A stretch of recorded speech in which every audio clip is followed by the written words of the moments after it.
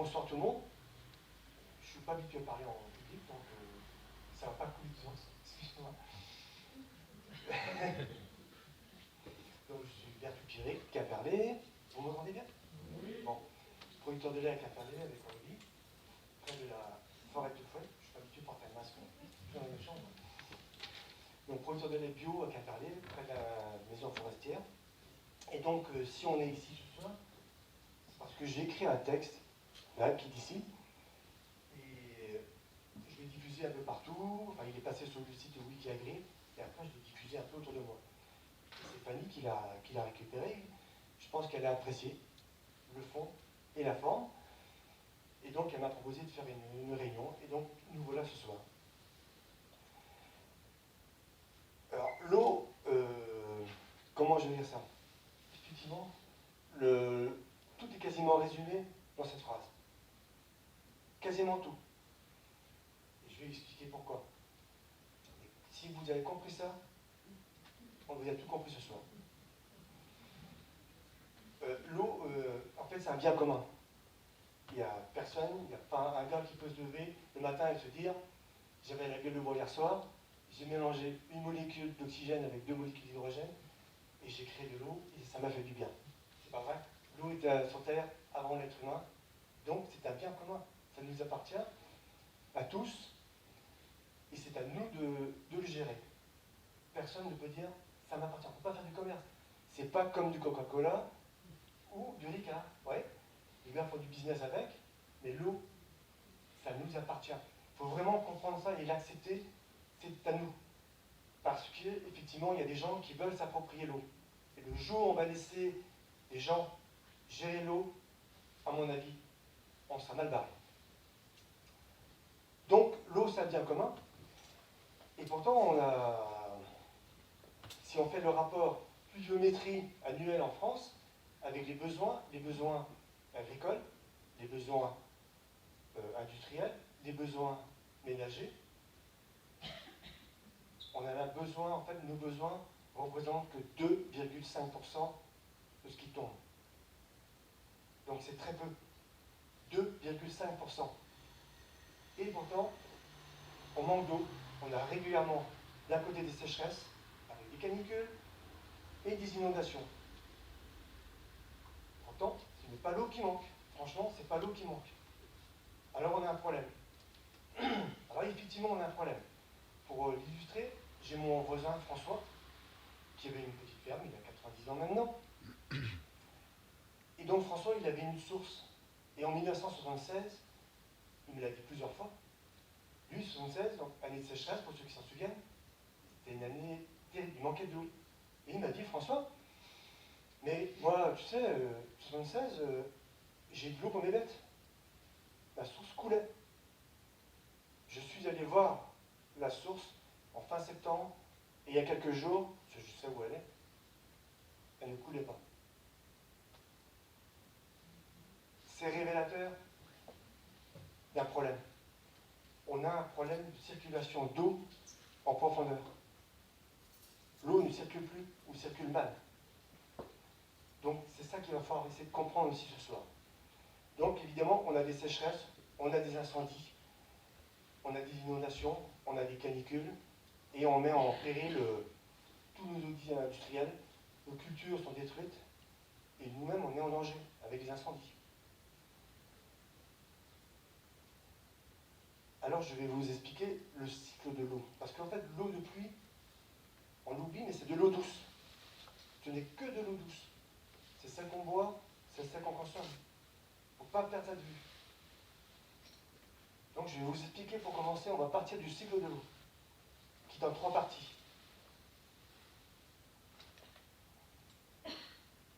J'y reviendrai après. Donc, dans le cycle de l'eau, ça part de la mer. On le connaît tous, ce cycle-là. Ça part de la mer, évaporation, condensation, le jeu de dépression et des pressions, haute pression, le vent, et on retrouve la pluie chez nous, sur le continent. Ça fonctionne, effectivement, mais c'est totalement incomplet. C'est un cycle qui fonctionne sur 500 ou 600 km à l'intérieur d'un continent. Et pourtant, vous allez me dire, il pleut au milieu de l'Europe, il pleut au milieu de l'Afrique, il pleut au milieu de l'Asie, il pleut au milieu de l'Amérique du Nord, il pleut au milieu de l'Amérique du Sud. En fait, il pleut partout. Ce qui se passe, c'est là qu'il faut comprendre, c'est que lorsqu'il y a de la végétation qui reçoit de la pluie, chaque litre d'eau qui est récupéré par la plante, par les racines, par les feuilles, il y a de l'évapotranspiration, c'est-à-dire que la plante transpire, voilà, naturellement, elle transpire. Donc elle rejette dans l'atmosphère autant d'eau, alors c'est pas aussi rapide, c'est pas un cycle continu, mais la plante rejette dans l'atmosphère autant d'eau qu'elle a consommée, qu'elle a prélevée, certains vont dire, absolument précis, qu'elle a prélevée. Cette eau repart dans l'atmosphère et il y a à nouveau condensation en hauteur et la pluie retombe. Et normalement, ce qui se passe, c'est que pour 2 litres d'évapotranspiration, il y a 3 litres de pluie qui tombent. Moi, ça m'épate. Mais c'est ainsi. Il y a un troisième cycle dans le cycle de la pluie. C'est à partir de cette évapotranspiration qui est procurée par les plantes. Donc il y a une partie qui retombe sur le sol. Et il y a une autre partie, et c'est là qu'interviennent les chercheurs russes Anastasia Makarieva et Viktor Gouchkov, qui ont démontré qu'il y a une partie de cette pluie qui part un peu plus loin. Et le cycle continue. L'eau est transportée sur des milliers de kilomètres ainsi. Il y a toujours des évapotranspiration et ainsi de suite. Vous voyez? C'est comme ça le cycle de la pluie. En fait, il y a ça, c'est en 3 parties. Donc le cycle qu'on nous apprend à l'école, il est incomplet. Il n'est pas faux, il est juste incomplet. Ensuite, mais pour qu'il y ait l'évapotranspiration, il faut qu'il y ait des plantes vertes, des arbres notamment. Et donc pour comprendre l'importance, je reviens à la photo précédente. Ouais. Donc ça, c'est une carte de la France en août 2013. Et en face, la carte de la France avec les précipitations, le cumul des précipitations sur un an, enfin sur plusieurs années. Les zones sombres, ça correspond aux zones de boisées. Et si on regarde bien, les zones sombres, avec tout ce qui est rouge, violet, ça correspond aux fortes précipitations. Et les zones jaunes, ça correspond aux zones déboisées ici. À peu de choses près, on pourrait les superposer les cartes. Ce qui veut clairement dire que la végétation participe activement, la végétation verte, toujours la végétation verte, plante vivante, participe activement au cycle de la pluie. Il faut de la végétation verte pour qu'il y ait de la pluie, donc de l'eau. Toujours pour faire le circuit que je vous ai expliqué tout à l'heure. C'est grâce à la végétation verte. D'accord?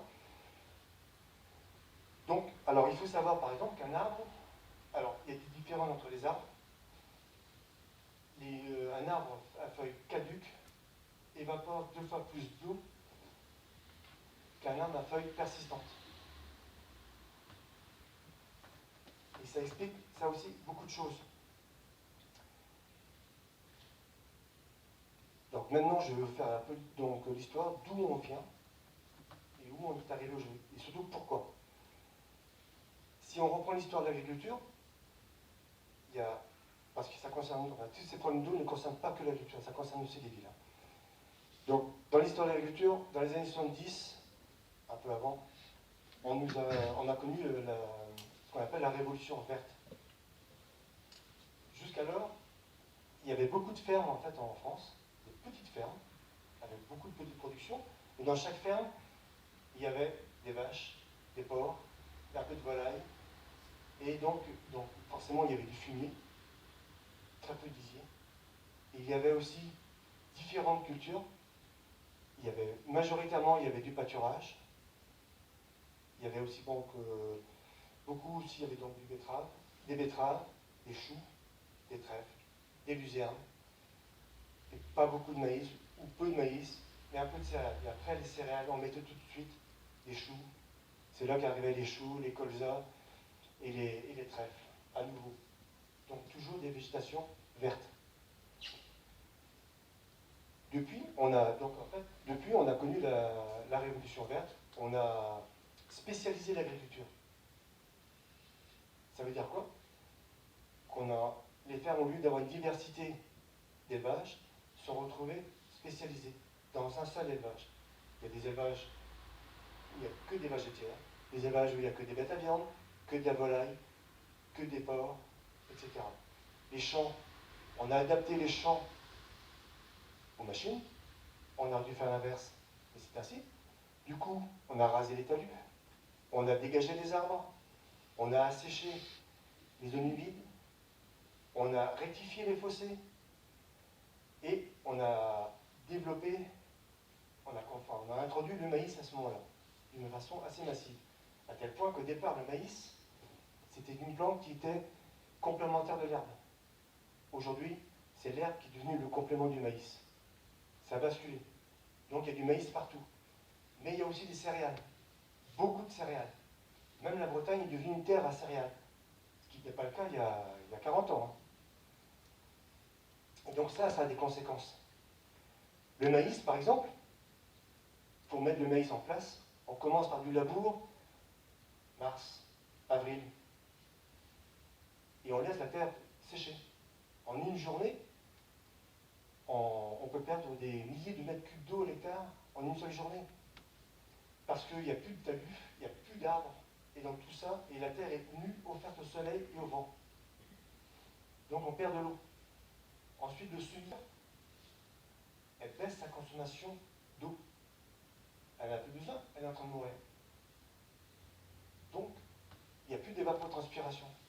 Autant avec le maïs, il n'y a pas d'évapotranspiration jusqu'au 15 juillet, et à partir, donc quand les journées sont les plus chaudes, et pareil pour les céréales, à partir jusqu'en fin de maturité, il y a de moins en moins d'évapotranspiration, puisque la plante meurt. Et ça correspond aux journées les plus chaudes de l'année, où les besoins devraient être les plus forts. Il n'y a pas. Et donc ce qu'on a fait, on a juste cassé le cycle de l'eau. Voilà. Ce cycle de l'eau là, il n'y en a plus. Parce que ce sont des plantes, soit il n'y a pas de plantes vertes, soit il n'y a plus de plantes vertes. Cette pompe n'existe plus. Donc on a cassé ce cycle-là. Ça veut dire qu'il n'y a plus d'évapotranspiration, ça veut dire qu'il n'y a plus de pluie.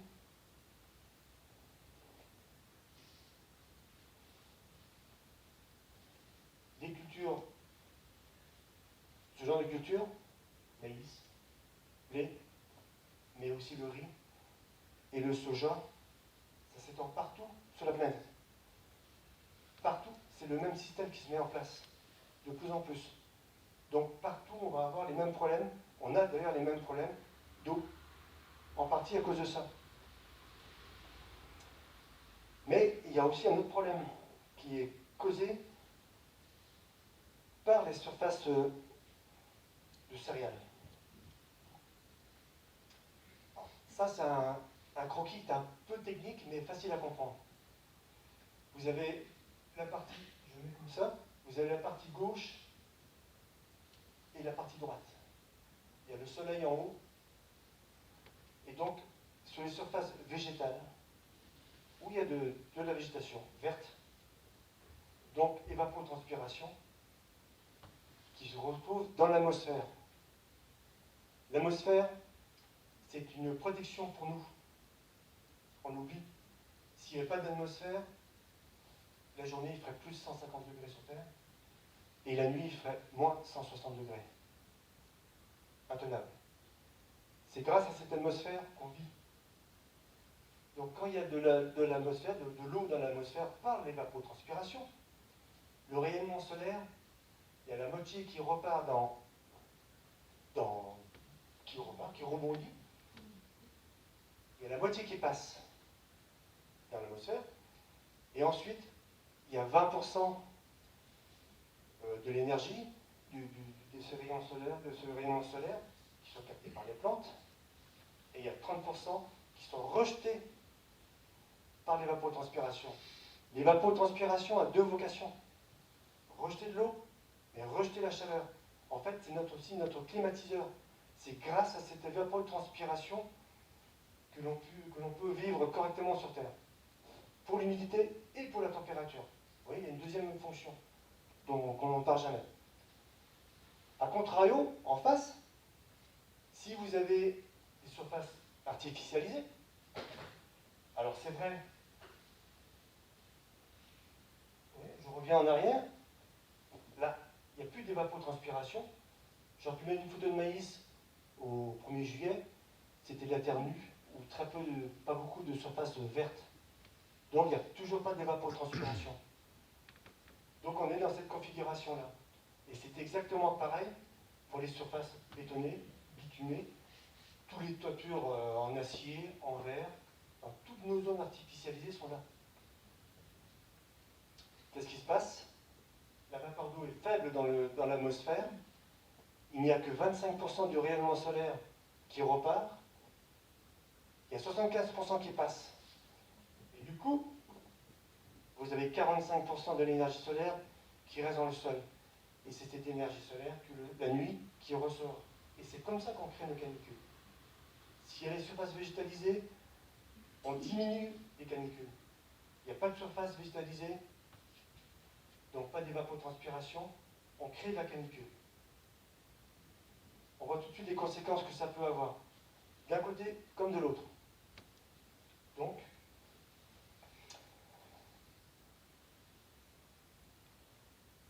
alors, les surfaces artificialisées, elles ont aussi un autre défaut. Comme ça, elles sont là, hein, il faut faire avec. Hein. C'est qu'elles favorisent le ruissellement de l'eau.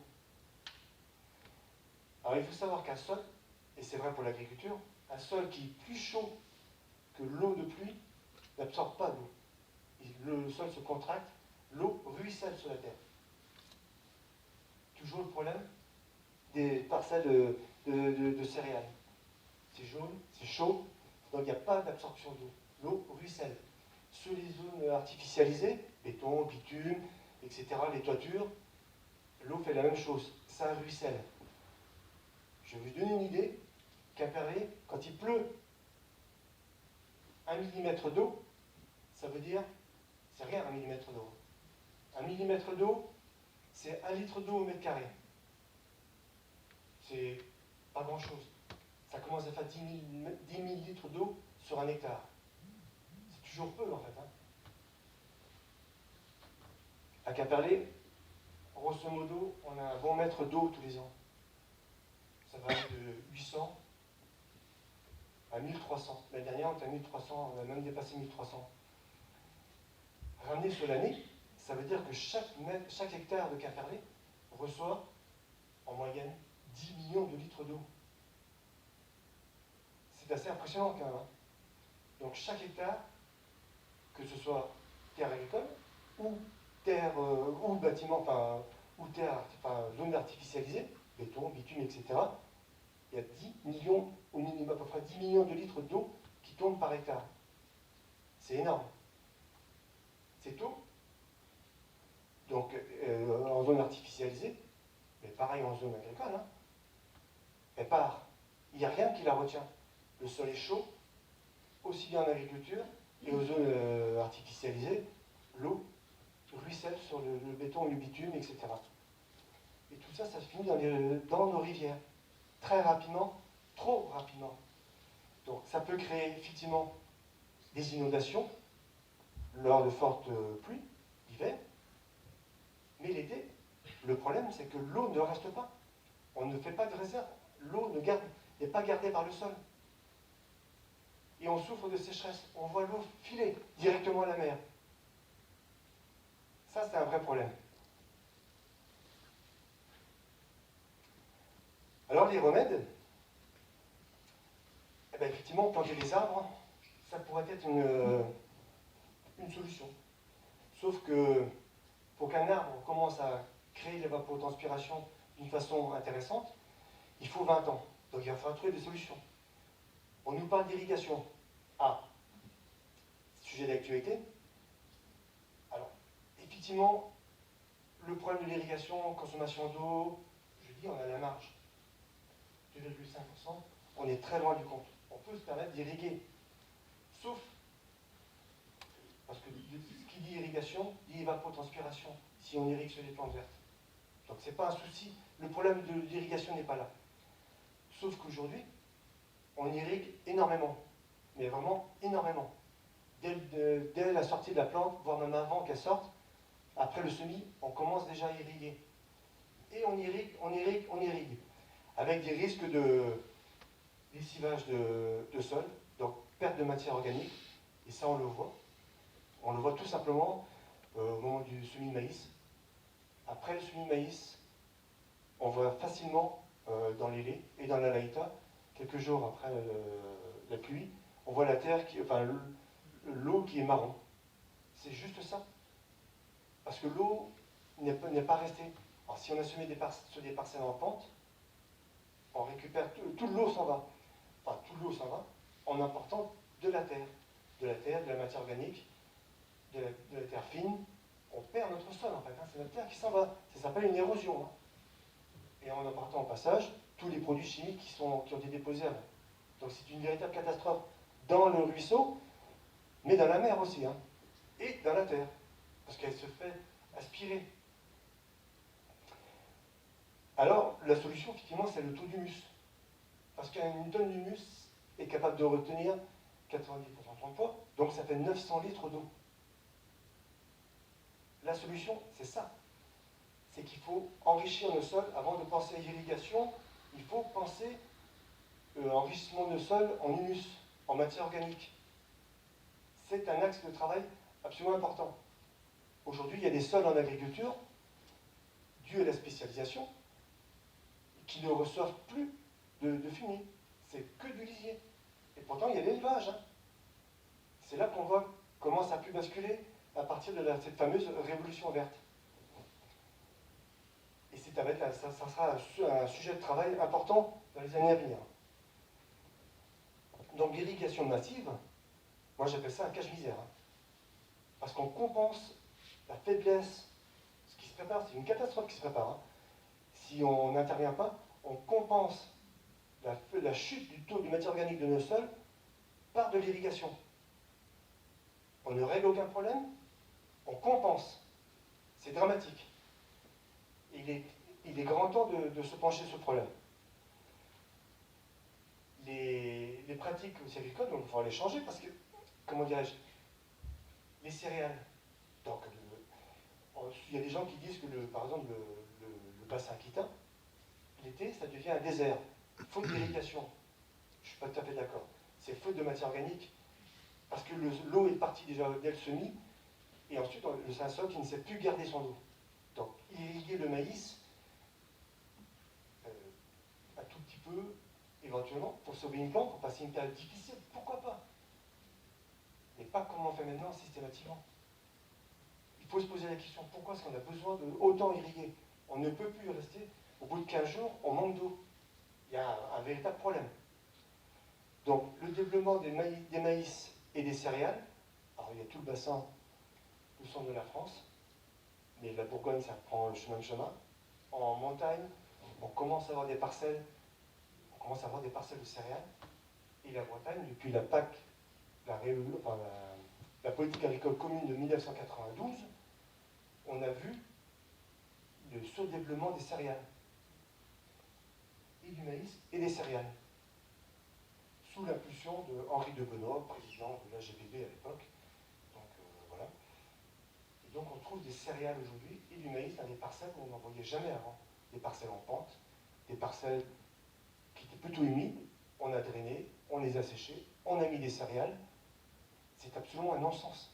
Donc on retrouve à ce moment-là, partout, et le phénomène d'abédo, ce que je vous ai parlé, celui-là, on le retrouve sur les parcelles de céréales, on retrouve ce même phénomène sur les zones artificialisées, et on retrouve le phénomène de manque d'eau, parce qu'il n'y a plus, on a cassé la pompe à eau, et la pompe d'évacuation de chaleur, on l'a cassée par la mise en place des céréales, nos pratiques agricoles. Et, bien sûr, il n'y a plus de diversité dans le sol non plus. Hein. Il y a plus de champs de choux, de colza, de trèfle. Il n'y a plus personne qui sait ça, ou très peu. C'est vraiment à la marge. Hein. Donc on a tout ça, on l'a cassé. Donc dans tous les sens qu'on prend le problème, la pompe à eau de nos sols, de la pluie, on l'a cassé. Et c'est ça qu'il va falloir remettre en route.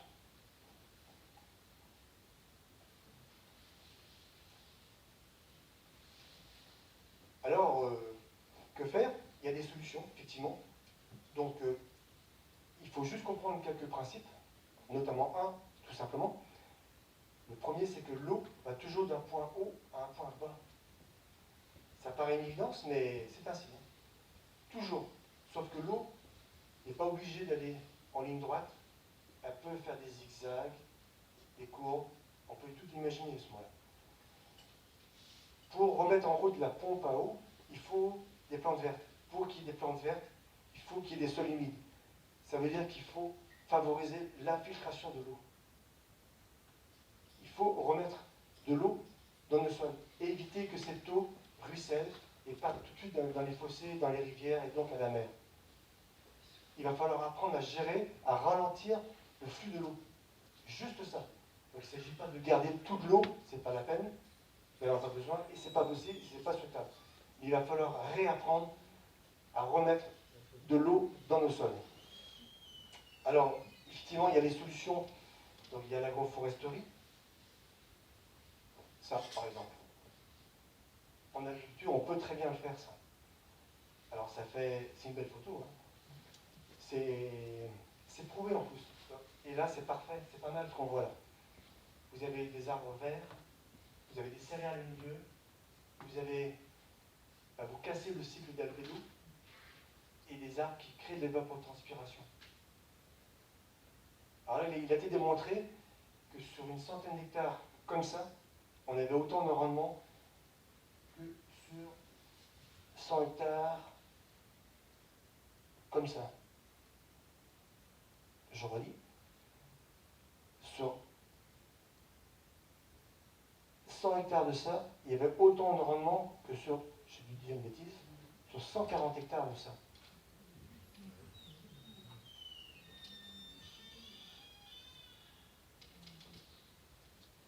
L'explication, c'est l'évapotranspiration et de l'humidité dans l'air. On casse la canicule, toujours grâce à l'évapotranspiration. On évite probablement l'échaudage, ce qu'on appelle l'échaudage. Donc l'échaudage, c'est juste le grand coup de chaud qu'il y a souvent fin juin sur les céréales et qui ne vont pas à maturité. On doit éviter, donc il y a de l'eau qui tombe, on évite l'échaudage, et puis il y a surtout un enrichissement du sol en humus, parce que les arbres, à l'automne, perdent leurs feuilles, et les brindilles, donc enrichissent le sol, parce qu'un arbre, en fait, il se nourrit des profondeurs du sol, et amène tout ce qu'ils ont prélevé au bout des branches et dans les feuilles, et à l'automne, ça tombe. Parce que l'arbre se déleste des feuilles pour éviter les coups de vent, pour pas être victime des coups de vent. Donc il allège la voilure, en fait. Comme ça, on lâche. Mais ça, c'est la nourriture pour le sol. Et c'est ça qui fait qu'il y a un meilleur rendement à l'hectare grâce à ça. On pourrait faire exactement la même chose avec du maïs. Différemment, mais ça fait partie des choses. Il y a aussi les couverts, les cultures sous couverts.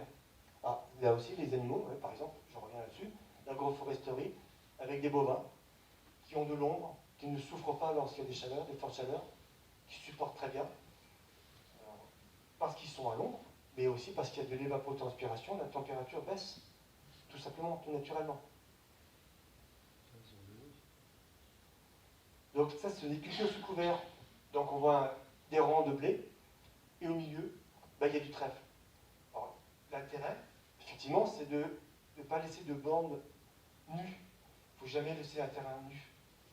À chaque fois qu'on travaille un terrain, on détruit la matière organique. À chaque fois qu'on laisse le sol nu, même comme ça, on détruit la matière organique. Sauf que là, grâce à l'interculture, on protège le sol des chocs de pluie, du lessivage et des rayons de soleil.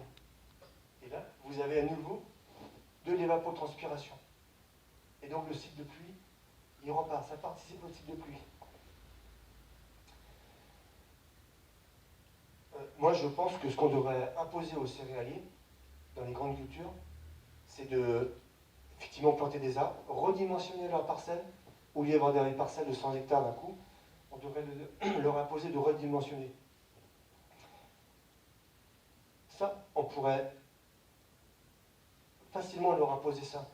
Ça devrait être le rôle de la PAC.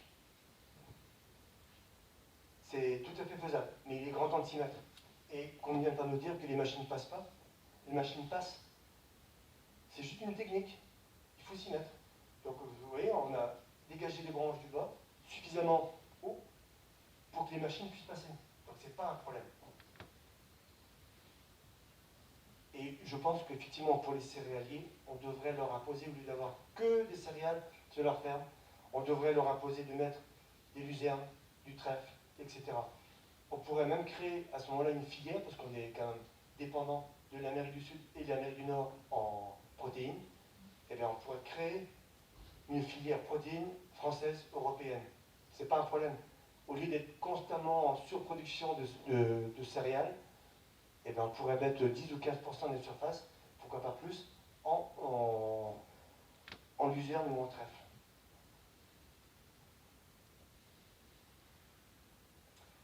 Alors, il y a aussi d'autres techniques.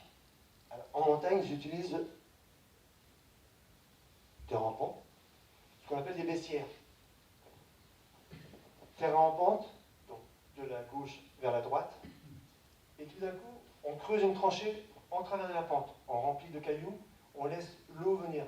Sous la bosse qu'on voit ici, on remet des arbres, toujours pour récupérer l'eau, et recréer l'évapotranspiration. Et ensuite, l'eau qui reste dans la baissière, donc ici, et on voit la flèche, on laisse le temps à l'eau de s'infiltrer. Toujours laisser le temps à l'eau de s'infiltrer.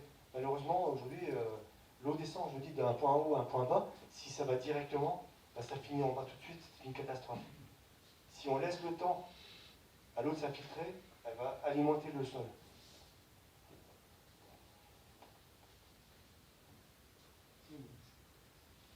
Il y a aussi des tranchées d'infiltration. C'est la seule photo qu'on a trouvée hier soir. On fait avec.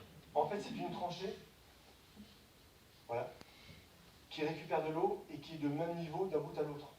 L'eau stagne dedans, reste, sauf que le fond n'est pas. Enfin, le fond et les côtés ne sont pas imperméabilisés. On laisse encore le temps à l'eau de s'infiltrer. Il faut vraiment penser à ça. Il faut laisser le temps à l'eau de s'infiltrer. C'est le drame d'aujourd'hui. Donc ça fait partie des solutions aussi. Alors il y a les bassins de retenue. Les fameuses bassines, dont on nous parle sans arrêt. Et franchement, c'est moche. Donc c'est quoi une bassine? Ben, c'est à peu près ça. Donc c'est un grand trou, ouais, avec les surfaces, enfin les parois qui sont droites et imperméabilisées par du béton ou des bâches, souvent par des bâches. Alors c'est censé récupérer le pluie. J'ai même entendu dire qu'ils pompaient directement dans la nappe phréatique. Et là je dis mais on devient fou. On devient absolument fou.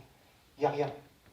Alors on fait ça, il faut le savoir, mais personne n'est dupe.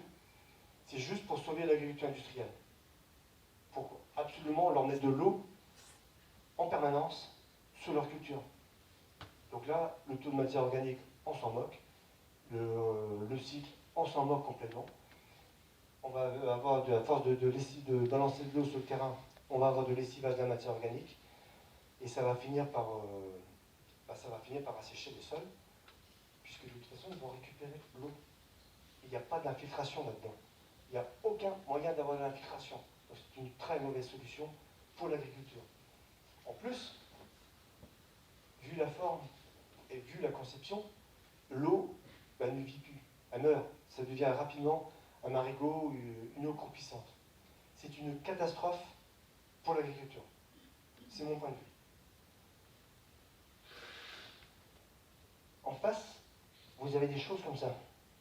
Ça, ce sont des bassins de rétention. Je fais vraiment la distinction entre un bassin de retenue. Ça, c'est un bassin de retenue. Ça, c'est un bassin de rétention. Il y a ça aussi. C'est quand même plus chouette. Là, vous avez tout. Donc, vous avez de la végétation qui puise directement l'eau dans le bassin, qui recrée le cycle de l'eau, l'évapotranspiration, qui évacue la chaleur. Vous avez des fonds qui sont des parois qui ne sont pas imperméabilisées, donc qui favorisent l'infiltration. Le but de ça, c'est de récupérer de l'eau de pluie, par les fossés éventuellement. Et donc, on laisse le temps à l'eau de s'infiltrer. Et on recrée de l'évapotranspiration, je disais.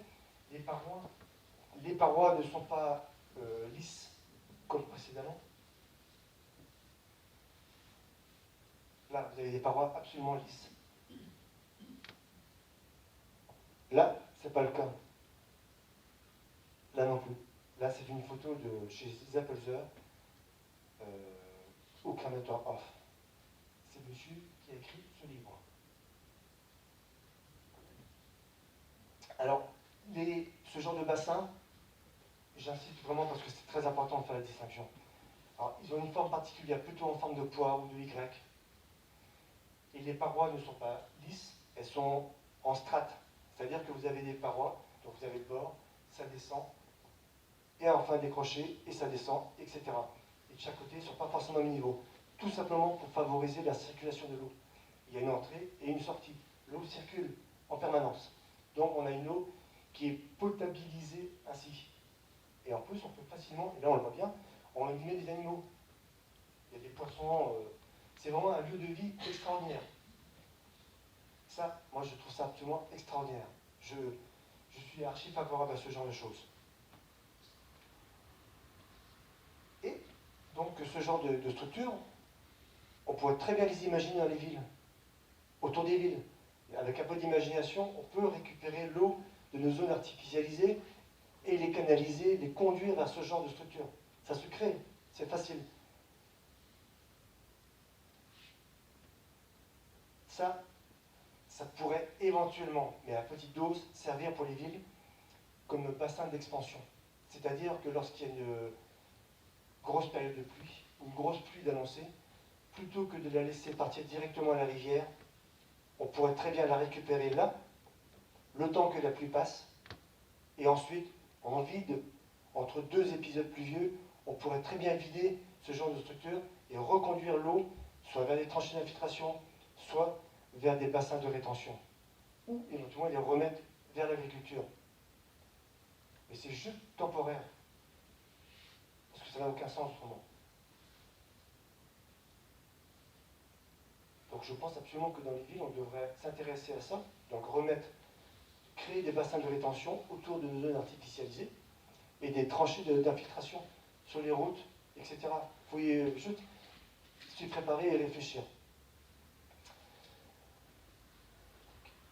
Alors il y a aussi la végétalisation, parce que, comme on a bien compris, il faut végétaliser en verre le maximum, massivement.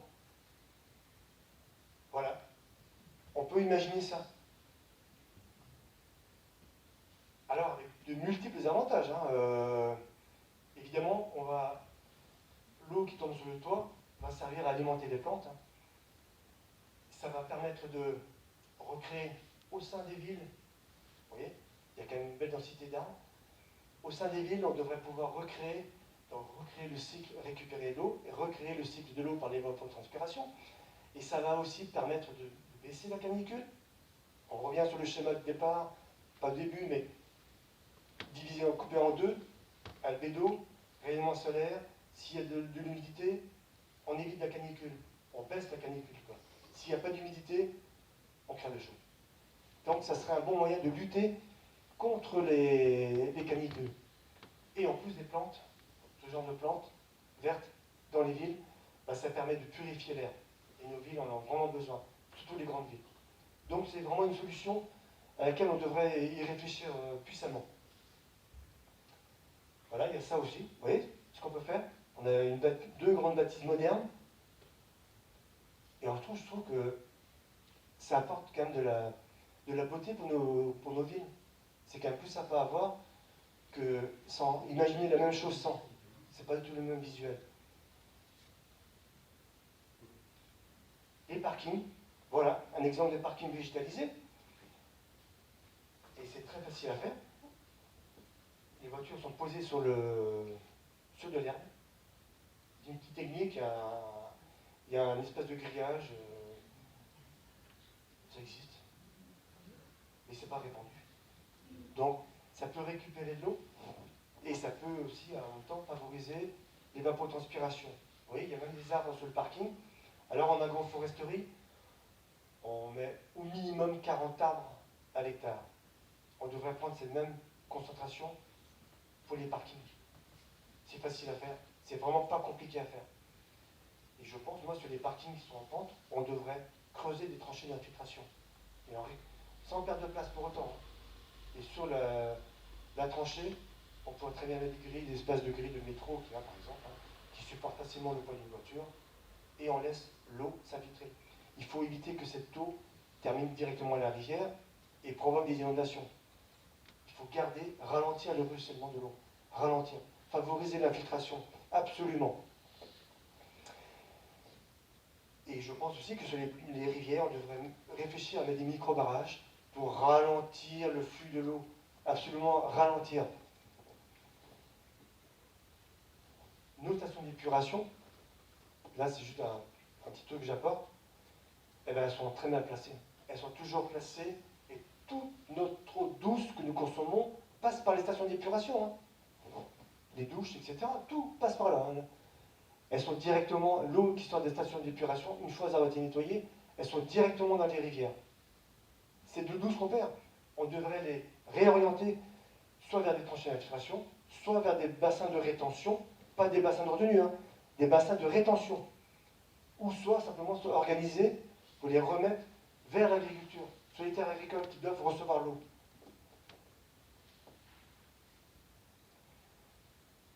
On n'a pas parlé des zones humides, très peu. Alors, les zones humides, effectivement, elles sont très importantes pour les. Même si elles ont été un peu massacrées avec la Révolution verte, mais elles sont très très importantes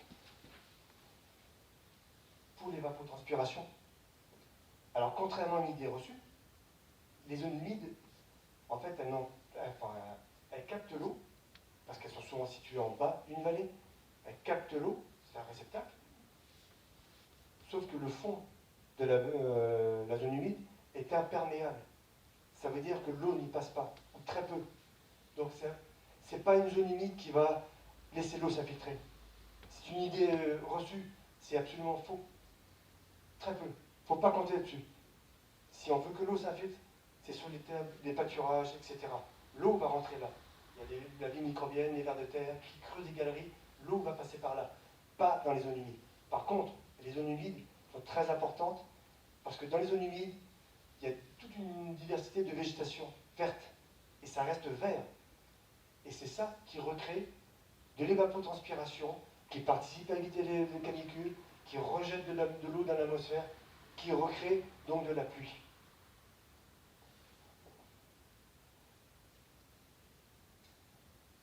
Et je voudrais aborder, pour terminer,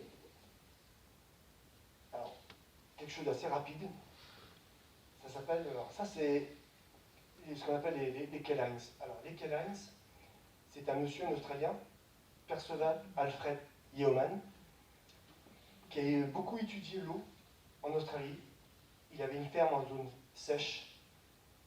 Et donc il a compris effectivement que le problème c'était qu'on laissait l'eau partir.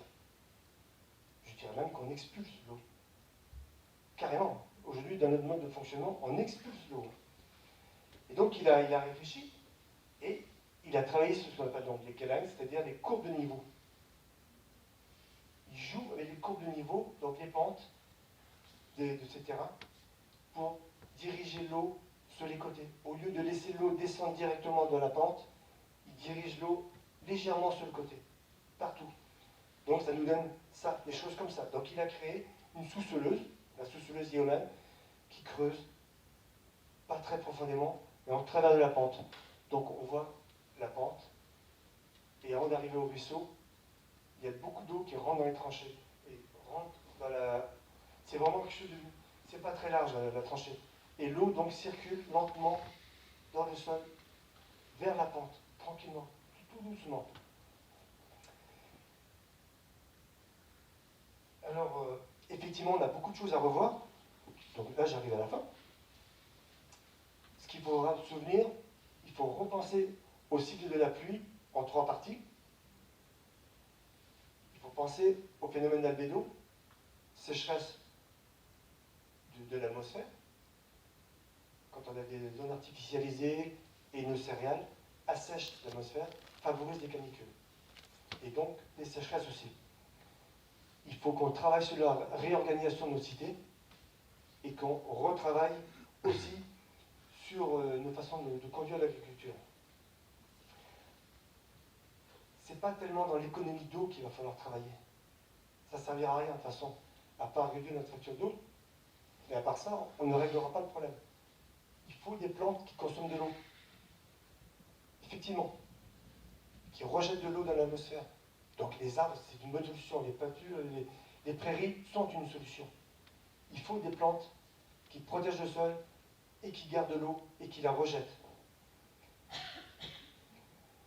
Donc, le principe, c'est de ralentir le flux de l'eau qui va d'un point haut à un point bas. Ralentir. Il faut éviter que toute notre eau douce dont nous avons tant besoin aille directement à la rivière.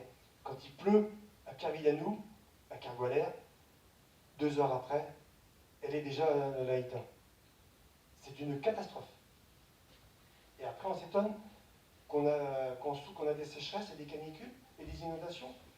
Mais tout est lié et tout est réuni pour. Tout est lié.